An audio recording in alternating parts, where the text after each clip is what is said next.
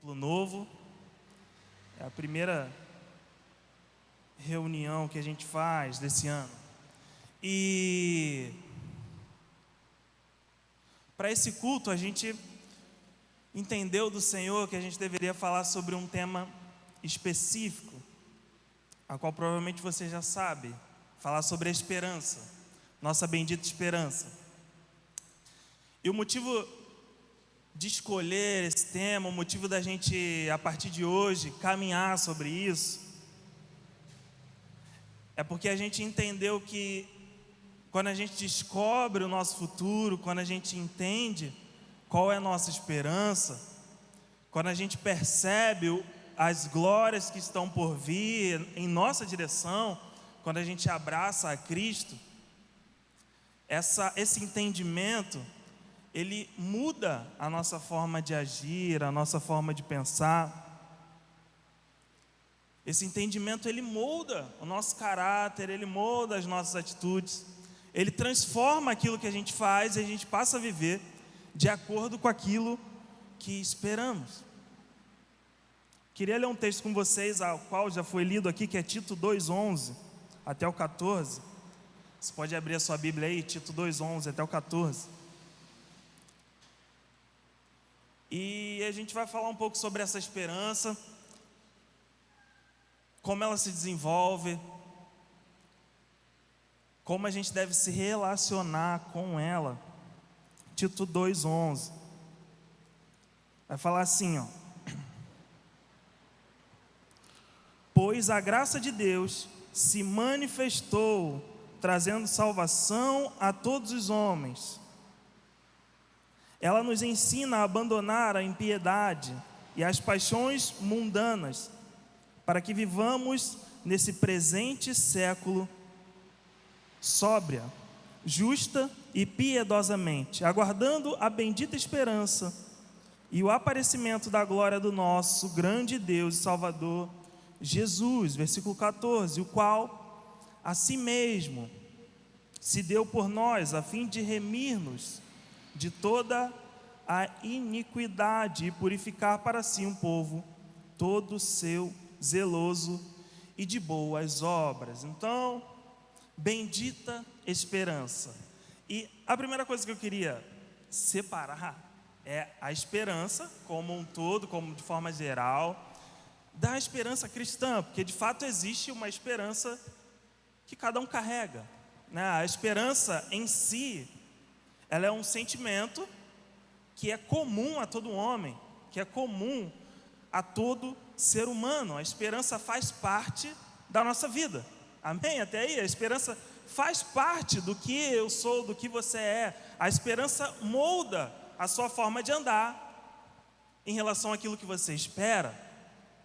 Então, ter esperança faz parte do ser humano. Então, o fato de alguém não ter esperança ou não ter nenhuma expectativa em relação ao futuro, nenhuma expectativa que ele possa fazer algo para que daqui a algum tempo isso dê certo, faz com que esse ser humano não consiga viver. Imagina alguém que vive sem nenhum tipo de esperança, alguém que caminha e vive a sua vida sem nenhum tipo de esperança. É quase que insuportável viver. Se você não tem nenhuma expectativa do futuro da sua vida, é quase insuportável viver. Se você não olha para frente e não enxerga algo bom a ser alcançado, é quase insuportável viver. Por isso que muitas pessoas têm se trancado nos seus quartos, por isso muitas pessoas têm tirado a sua vida, porque elas não enxergam um futuro bom, porque elas não conseguem enxergar sentido ou propósito em suas vidas. Porque se não há uma esperança de um futuro bom, não faz sentido mais eu viver. Por que eu vivo? Por que eu faço o que eu faço se eu não enxergo o futuro? Por que eu me relaciono com essa pessoa se eu não tenho um futuro para esse relacionamento? Entende? O quão importante é se ter uma esperança, se ter algum tipo de expectativa, seja ela qual for, seja comprar um apartamento daqui a 20 anos, seja comprar um carro, seja trabalhar para poder ter dinheiro para pagar uma conta. É necessário viver uma vida com expectativa. Seja lá qual seja o seu objetivo, o seu futuro. Estudar 5 anos para conseguir o diploma de engenheiro. Dedicar 5 anos numa faculdade para que no futuro isso seja proveitoso para a sua vida. Tudo que fazemos é em resposta a algo que esperamos. Queria que você meditasse nisso, queria que você pensasse nisso. Todas as suas ações são esperando um futuro, a qual você imagina, seja ele bom ou ruim. Inclusive os nossos pecados. Já parou para pensar? Quando você erra, você está esperando algum tipo de prazer. Quando nós pecamos, nós também estamos esperando algum tipo de benefício. Então, tudo que fazemos é modelado pelaquilo que esperamos. Tudo que fazemos espelha algo que a gente está tocando como esperança. E o grande ponto aqui é separar todo tipo de esperança terrena que a gente possa ter e focar na esperança cristã, naquilo que nós temos como esperança ideal em Cristo. Porque a nossa esperança cristã, ela não somente está colocada nesse tempo. Aquilo que esperamos em Deus não somente está para esse tempo. Então a grande diferença daquilo que esperamos como pessoas, quanto objetivos nessa vida, para a esperança cristã, é que a esperança cristã transcende esse tempo. A esperança cristã vai além da vida que temos. Vai além do que nossos olhos podem enxergar nessa terra. Vai além de tudo que você já sonhou. Vai muito além. Então, nossa esperança, quando falamos de esperança cristã, ela não está somente ligada a essa terra, mas ela está direcionada a uma restauração de todas as coisas e não ao fim de todas as coisas. A restauração de todas as coisas e não ao fim de todas as coisas. Muitas vezes, quando nós pensamos em esperança cristã e olhamos para o futuro e automaticamente ligamos ao livro de Apocalipse, e automaticamente na nossa mente vem: é como tudo vai acabar. O livro de Apocalipse fala de catástrofe, de fim, de destruição, de tudo sendo destruído, caindo estrela do céu, abrindo o chão e tragando os pecadores, e tudo vai acabar. Mas na verdade, a nossa esperança não está nisso, não está em tudo acabar, e sim em tudo ser restaurado. Essa é a grande diferença. Quando olhamos para o Apocalipse com olhos de como tudo vai acabar, como tudo vai ser destruído, automaticamente nos vem medo na mente. Não é verdade? Quando a gente olha para o Apocalipse com um olhar de destruição, como se a nossa vida fosse acabar, como se a gente tivesse que correr para que não caia um meteoro na nossa cabeça, como a gente vê em muitos filmes, a gente olha para o Apocalipse com medo. A gente olha para a volta de Cristo não mais com expectativa de que Ele venha, mas a gente olha com medo assim: Senhor, quando o Senhor vir, me dá um estalo aí para quando for chover pedra, eu ficar avisado, tá? Para quando começar as perseguições, me avisa para eu correr para o lado certo, para não correr para o lado errado. Então, se a gente tem a nossa esperança no ambiente de medo, a gente não procura essa esperança mais. A nossa tendência é fugir dessa revelação do fim. Muitas pessoas têm medo de Apocalipse, da revelação do fim. Muitas pessoas leem até Judas, talvez Judas não, porque Judas também lê ali, não chega muito no fim não. Lê Mateus, Marcos e Lucas, João, Atos, e Mateus, Marcos, Lucas, João e Atos de novo. Fica sempre nesse loop, porque tem medo do que pode acontecer. Porém, a nossa esperança não está baseada nisso. Nossa esperança está baseada na restauração de algo que foi destruído, que foi contaminado. Então, eu queria que você abrisse a sua Bíblia aí, em 2 Pedro 1, 3 ao 4. 2 Pedro, capítulo 1.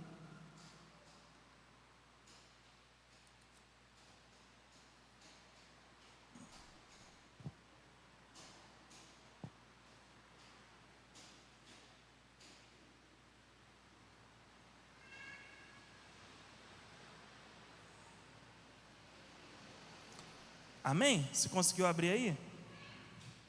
Olhei para trás, mas não está passando aqui não, então você tem que abrir sua Bíblia aí. Vai dizer assim, versículo 3: o seu divino poder nos deu tudo que diz respeito à vida e à piedade, pelo conhecimento daquele que nos chamou por sua glória e virtude. Desse modo, ele nos tem dado grandíssimas e preciosas promessas, para que por elas vos torneis participantes da natureza divina, havendo fugido da corrupção que há no mundo por causa da cobiça. Então, Pedro, nesse texto, ele nos dá uma percepção daquilo que vai acontecer no futuro. Ele nos diz o que vai acontecer acerca do futuro, o que esperar acerca do futuro. E o que a gente vê aqui no versículo 4, mais especificamente, Pedro nos diz que a nossa esperança está em sermos participantes da natureza divina com Deus. Então a nossa esperança se baseia nisso.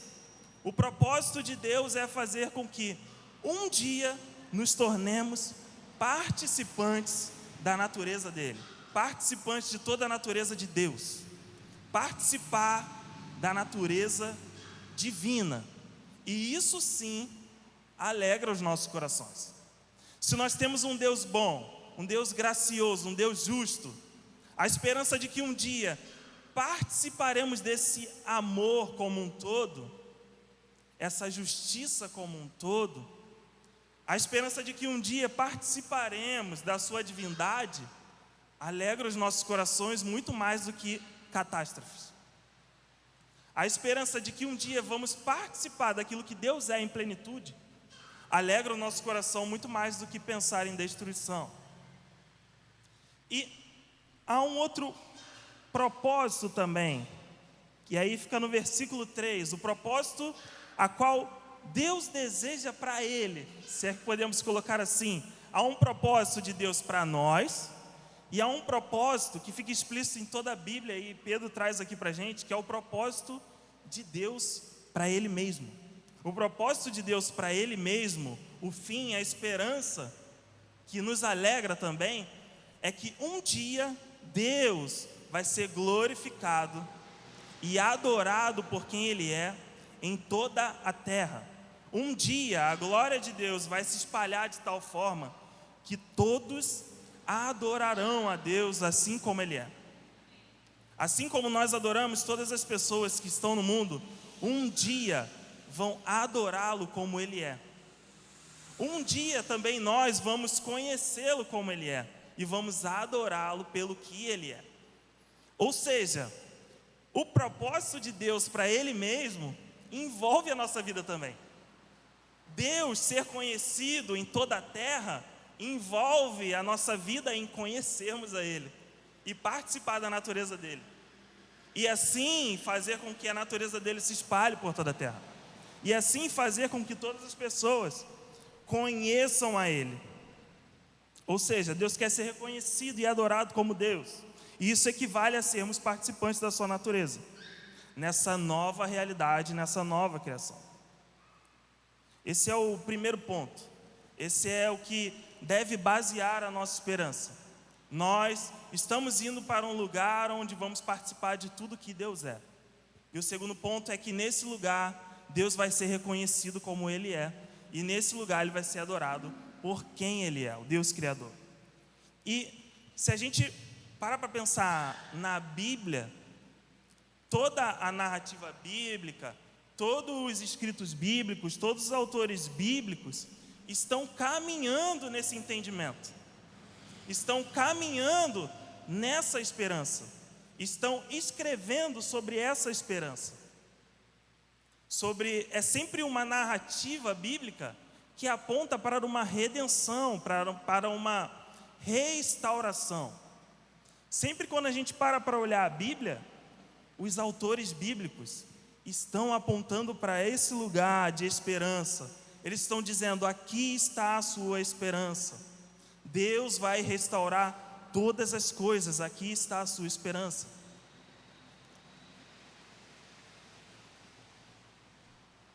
E volto a dizer, entender a esperança molda a nossa forma de viver. Porque quando entendemos que Deus vai restaurar todas as coisas, nós precisamos olhar para nós como alguém que vai ser restaurado também. Alguém que vai ter a sua vida transformada. Estamos sendo transformados, mas um dia de fato seremos transformados de vez. Então, pensando na Bíblia, a fé de Israel, ela se movia em direção a um reino vindouro que restauraria todas as coisas. Era isso que eles esperavam.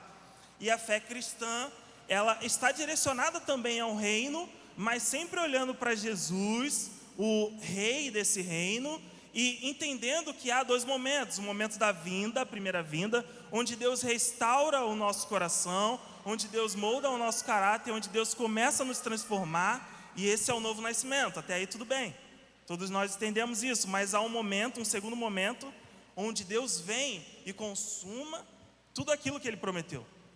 Há um momento final, há um momento onde tudo é restaurado de uma vez por todas. E aí, nós precisamos entender a nossa esperança, não somente baseado no momento em que Jesus encarna nessa terra, mas a nossa esperança está desde os antigos profetas, desde a lei, desde tudo que foi falado a respeito de um que viria e que restauraria todas as coisas. E quando a gente para pensar, então, tá bom, Deus vai restaurar todas as coisas, Deus vai restaurar o seu propósito específico para mim e para a sua vida. Mas o que era esse propósito? O que Deus vai restaurar? E aí automaticamente a gente olha para o início de todas as coisas, para o Gênesis, para como as coisas funcionavam em Gênesis, para o que era e o que será. Porém, Gênesis, embora seja o primeiro livro, embora a história comece ali, ele não foi o primeiro escrito. Já parou para pensar nisso? Gênesis não foi o primeiro escrito. A hora que começou a escrever foi Gênesis. Foram os primeiros acontecimentos. Mas a bem verdade é que quem escreve Gênesis é Moisés. E Moisés ainda não tinha nascido antes de Adão. E Moisés também não nasce escrevendo a Bíblia. Êxodo 19 e 20 é o momento a qual Deus diz a Moisés: Moisés, é hora de você escrever alguma coisa aí. É hora de você escrever algo ao povo para que eles entendam o que eles vão fazer e o que eles estão fazendo, porque eles vieram para cá. Porque até esse momento era um povo que estava caminhando em direção ao Egito. Eles não entendiam muito bem o que eles iam fazer. Eles tinham saído do Egito caminhando no deserto. Eles não sabiam muito bem o que eles iam fazer no deserto. Eles sabiam que eles deveriam sair do Egito e adorar a Deus no deserto. Eles sabiam que em determinado momento entrariam numa terra prometida. Mas Moisés precisava de alguma forma discipular essa multidão. Então Deus manda ele escrever Gênesis. Então Gênesis, pensa comigo, é Moisés escrevendo algo para discipular pessoas, discipular o povo de Israel no Egito. Até aí tudo bem? Vocês estão comigo? Estou indo muito rápido? Não, né? Moisés está escrevendo Gênesis para discipular um povo no Egito. Quando a gente pensa nisso, o nosso entendimento já muda um pouco. Tá, ele está escrevendo de forma proposital. Ele não é ficar pensando aqui. Não é isso que ele está fazendo. Ele está escrevendo de forma proposital, guiada pelo Espírito, para edificar pessoas. Ele está construindo uma narrativa com um objetivo, tá? Ele não é psíquico, não é isso. Nem os profetas escreviam assim, tá? Às vezes a gente tem esse entendimento, cara. O cara está profetizando, ele está... Não, os profetas liam a Bíblia também. Os profetas entendiam a lei. Então, Moisés, ele começa narrando o princípio. O que Moisés está falando? Olha, a gente saiu dali, desse princípio que você conhece, o Jardim do Éden. Deus criou todas as coisas. Deus criou o homem, colocou o homem para governar no jardim e falou: cultive a terra, faça com que meu nome seja reconhecido na terra. Então, Moisés está escrevendo isso para discipular um povo, mostrar o que era, contar a história da queda e falar: olha, agora Deus mandou a gente sair para a gente começar a restaurar. Por isso que a gente vai começar a cultuar a Deus, porque esse era o objetivo de Deus. Então, a gente sabe que em Gênesis todas as coisas foram criadas pela palavra de Deus, beleza? Todas as coisas são criadas pela palavra de Deus. Esse é o primeiro propósito de Deus, que a sua palavra crie coisas, que a sua palavra crie todas as coisas. E ele cria também um homem. E Moisés, ele diz que esse homem tinha um único objetivo: cultivar e guardar esse jardim. E se a gente olha para esse jardim e olha para a esperança que está nesse jardim, a gente entende que esse jardim não era o jardim zoológico novo agora. A gente entende que esse jardim não era a Quinta da Boa Vista, não era o jardim da nossa casa. Esse jardim era um templo, totalmente natural, mas era um templo. E nesse jardim havia um homem com o objetivo de cultivar e guardar. E esse homem era um sacerdote. E o objetivo desse homem era fazer com que toda a glória de Deus se espalhasse sobre o Éden. E não só sobre o jardim do Éden. Era para que tudo que ele tinha ali dentro do jardim fosse cultivado pela terra. Fazer com que a glória de Deus fosse reconhecida sobre toda a terra. Por isso eu digo que os escritores bíblicos tinham em mente um objetivo. Por isso que Pedro fala: no fim, tudo vai reconhecer Deus, porque esse era o objetivo no princípio. Então, quando Moisés escreve isso, ele está dizendo ao povo: precisamos construir um tabernáculo. Por isso que Deus fala: pega o molde do céu. Por quê? Porque o Éden passou a ficar no céu agora. Pega o molde do céu, faça dessa forma, faça assim, assim, assim, assado. Sabe o que é isso? É a palavra de Deus de novo, dando ordem às coisas. E Moisés agora era uma espécie de Adão, estava no lugar de Adão, servindo a palavra de Deus, colocando em prática a palavra de Deus. E se você lembrar do que acontecia no tabernáculo de Moisés, quando eles entravam no tabernáculo, quando o tabernáculo fica pronto, lá no final de Êxodo, a glória de Deus enche todo o lugar. Uma nuvem desce e a glória de Deus invade todo o lugar. E há uma passagem em Números, muito conhecida nossa, que fala que a nuvem de Deus, ela baixou no lugar, e essa nuvem era como uma nuvem de fogo. E essa nuvem, ela pairava sobre o lugar, e de tempos em tempos ela se mexia daquele lugar. Ela andava, e o povo de Deus ia atrás, o povo de Israel ia atrás dessa nuvem. Você lembra disso? Você sabia disso? Que num lugar não parecido com esse, mas a gente pode dizer que um lugar como esse, descia uma nuvem como de fogo, e a nuvem ficava aqui, todo mundo ficava. Agora a nuvem atravessou a rua, o que a gente faz? Atravessa a rua. A nuvem foi lá para o polo gastronômico, a gente vai atrás da nuvem. Era isso que eles estavam fazendo. As vidas dele, era isso que acontecia. Ou seja, o propósito de Deus estabelecido no Éden, de alguma forma, estava começando a funcionar no povo de Israel. Havia uma palavra, havia um sacerdote, a glória de Deus se espalhava e eles eram guiados por essa glória. Eles reconheciam essa glória. E você sabe, mas eu vou pontuar aqui. Há 3 momentos da queda desse propósito. Há 3 momentos onde esse propósito principal cai. Esse propósito principal é parado em Gênesis. Novamente Moisés, de forma proposital, ele está escrevendo a história, não inventando uma história, mas contando a história como ela foi, mas com um objetivo de discipular o povo. Em Gênesis 3, ele narra a queda do homem, a queda da palavra de Deus, daquilo que Deus tinha ordenado ao homem: dessa árvore não comereis. Havia uma palavra estabelecida, havia uma palavra de bênção sobre o homem que ele deveria cultivar e guardar, e naquele momento ele abandona essa palavra, ele deixa essa palavra, ele não confia nessa palavra que fez todas as coisas, ele come do fruto. Essa é a primeira queda do propósito de Deus.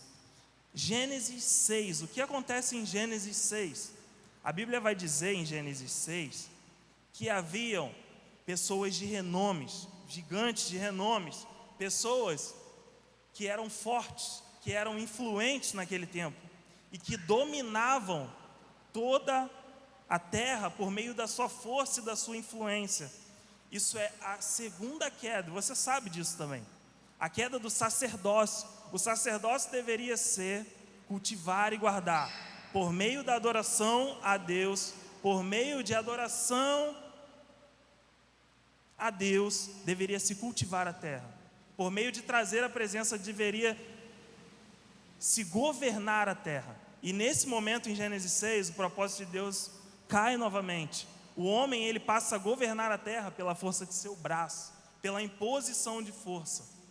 E eram esses homens de renome. A terceira queda é quando Moisés, ele narra a Babilônia. Não mais os homens estão interessados que a glória de Deus invada a terra. Eles não querem mais isso. Eles querem construir uma torre que chegue até o céu, por vários objetivos, por vários pensamentos que ele tinha. Então Moisés, ele está narrando esse episódio. Ele está narrando como houve a queda do homem. E propositalmente, novamente, ele começa Gênesis 12 trazendo uma promessa a quem? A Abraão, amém? Estão comigo? Estão dormindo? Não, né? Vocês vão entender porque que eu estou falando tudo isso.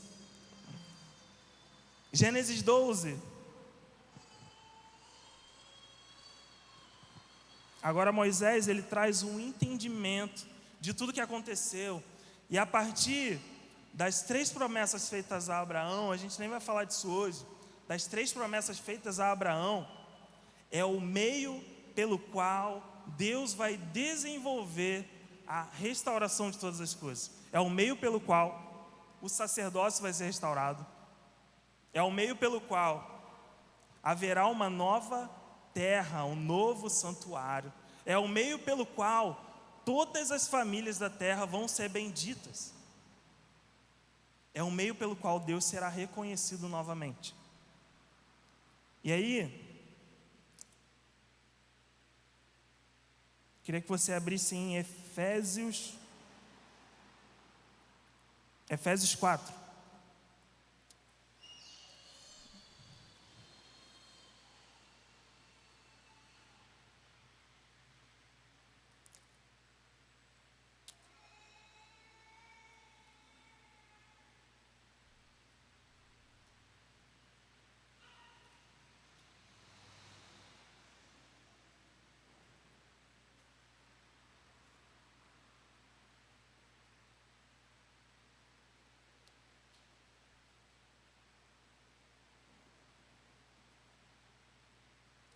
Efésios 4, versículo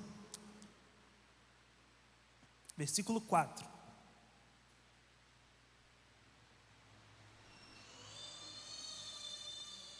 Vai dizer assim: há um só corpo, um só Espírito, como também foste chamados em uma só esperança da vossa vocação. Então, lembra do que eu falei no começo? A nossa esperança, aquilo que nós esperamos como futuro, molda aquilo que nós fazemos hoje. Então, em Efésios, Paulo está dizendo que, mediante a esperança, nós fomos chamados para exercer uma vocação em Cristo. Ou seja, a esperança modela a nossa forma de agir, e a esperança para nós é o impulso que nos atrai para o centro do propósito de Deus. Ou seja, quando eu entendo que no fim de todas as coisas, O que será restaurado? Será um templo, um ofício, e a glória de Deus vai se espalhar. Eu tenho que moldar a minha vida em direção a isso. Amém? Então, uma correta esperança, saber o que esperar, vai fazer com que a gente desenvolva o nosso propósito diante de Deus. Saber o que eu vou fazer no futuro vai fazer com que eu me prepare para esse futuro. Todos os homens relevantes no passado, como dizem em Hebreus 11, os heróis da fé, tudo que eles fizeram esperando algo. Todos os homens que tiveram maior relevância no plano de Deus, eles viveram a sua vida para um propósito. Abraão, ele vive a sua vida para um propósito. Embora ele não tenha alcançado o objetivo em vida de herdar a terra, ele creu que um dia ele herdaria uma terra. Ele creu que um dia um dos seus descendentes, que no caso é Jesus, remiria toda a terra. Ele creu que através da sua família, ou seja, através de Israel, todas as famílias da terra seriam abençoadas. Você se sente abençoado? Agradece a Abraão, porque ele creu numa promessa. Abraão, na sua velhice, ele teve um filho e gerou alguém que nos abençoou, que é Jesus. Através da sua linhagem veio alguém que até hoje nos abençoa e que é a garantia do nosso futuro. Então, entender a nossa esperança vai fazer com que a gente entenda o nosso propósito. E muitas vezes a gente vive na igreja sem entender o que a gente está fazendo, sem entender qual é o nosso propósito, sem entender qual é a vocação, aquilo que eu devo fazer, como eu devo servir a igreja para que isso colabore com a esperança que eu tenho no meu coração. Quantos já tiveram esse tipo de dúvida sobre o que eu tenho que fazer então? Se eu já tenho essa certeza agora, essa esperança, tá bom, o que eu tenho que fazer? Eu vou me vestir de Moisés? Eu vou botar uma estola sacerdotal? Vou comprar uma ovelha e vou sacrificar aqui? O que eu devo fazer agora? Como eu devo agir? Como eu devo moldar a minha vida em direção a essa esperança a qual eu estou vivendo? Ou a qual eu estou esperando? E aí, para todos nós que estamos aqui, e que talvez você não tenha uma certeza daquilo que você deve fazer, de como você deve servir a sua casa espiritual, de como você deve servir ao seu próximo, eu queria que você abrisse em Romanos 12. E aí a gente chega muito perto do fim.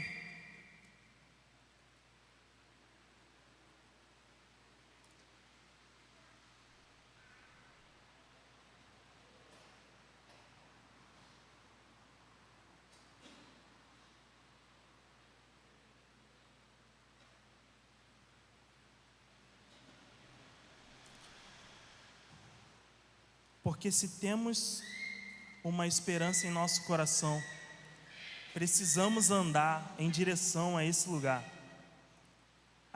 de conhecer a Deus, a esse lugar de ser tocado por Ele. E a vocação e a vontade de Deus em nossas vidas é o que vai impulsionar a nossa esperança, é o que vai direcionar a nossa esperança, vai fazer com que essa vocação nos impulsione para o propósito de Deus.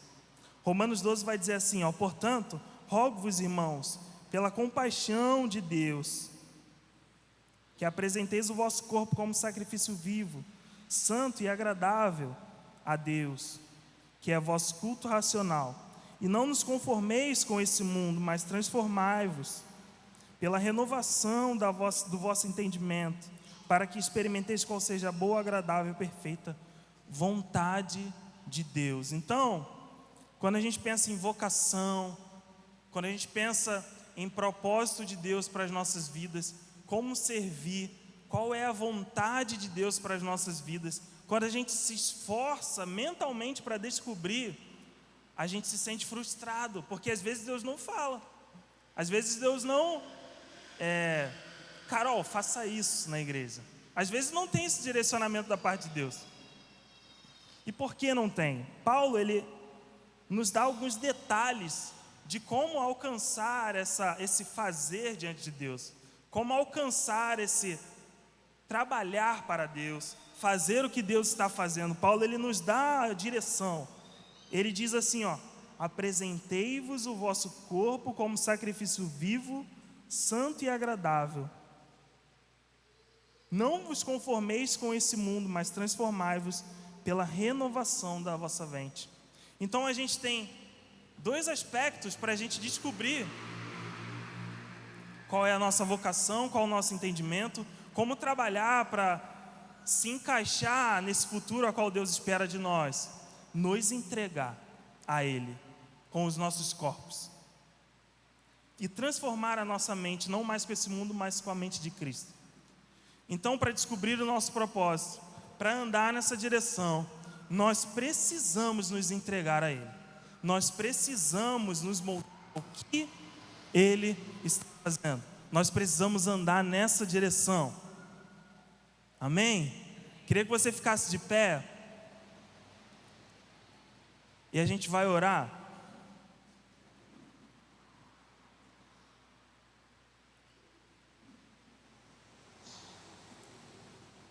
E talvez você hoje começou a entender a esperança, ou já entendia a esperança, mas não tinha clareza no seu propósito, clareza na sua vocação, clareza no que você tinha que fazer, ou no que você tem que fazer para alcançar aquilo que Deus tem preparado para a sua vida, para que um dia você possa viver a qual os heróis da fé viveram, viver toda a sua vida para o propósito de Deus, para alcançar o propósito de Deus. Eu queria fazer um único apelo hoje, fazer uma única oração por você, para que, se no seu coração ainda há dúvida da sua vocação, você entendeu que tudo será restaurado, mas como trabalhar para isso? Como fazer com que suas obras façam com que, no final das contas, Deus seja visto como Deus, adorado como Deus, glorificado como Deus? Como trabalhar a minha vida para que, no fim das contas, eu seja participante daquilo que Deus é, da natureza de Deus? Você precisa se entregar por completo a Ele. Você precisa se lançar a Ele em primeiro lugar. Nós não descobrimos o nosso propósito e o nosso chamado e depois nos lançamos no chamado. Nós precisamos dar um passo de fé. Por isso Abraão é o pai da fé, porque ele deu um passo de fé em direção ao propósito que ele não entendia, para que Deus, a partir dele, trabalhasse. E hoje eu queria orar por vocês com esse propósito, de que hoje vocês pudessem lançar a sua vida em direção a Deus por completo.